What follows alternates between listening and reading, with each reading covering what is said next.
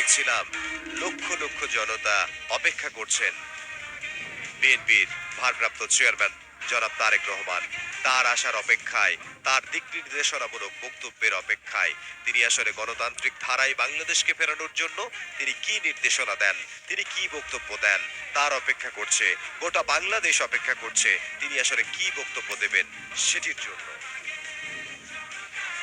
দীর্ঘ ৬,৩১৪ দিনের অপেক্ষার অবসান ঘটিয়ে অবশেষে বিএনপির ভারপ্রাপ্ত চেয়ারম্যান জনাব তারেক রহমান তিনি বাংলাদেশের মাটিতে পা রেখেছেন।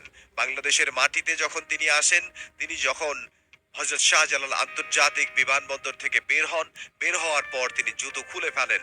জুতো খুলে তিনি ঘাসের মধ্যে কিছুক্ষণ হাঁটেন এবং এক মুঠো মাটি হাতে নিয়ে তিনি স্পর্শ করে দেখেন দেশের মাটি।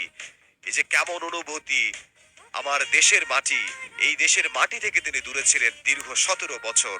দীর্ঘ ১৭ বছর, ৬,৩১৪ দিনের অপেক্ষা তার। দীর্ঘ ৬,৩১৪ দিন পর তিনি দেশের মাটি ছুঁয়ে দেখলেন, দেশের মাটিতে হাঁটলেন এবং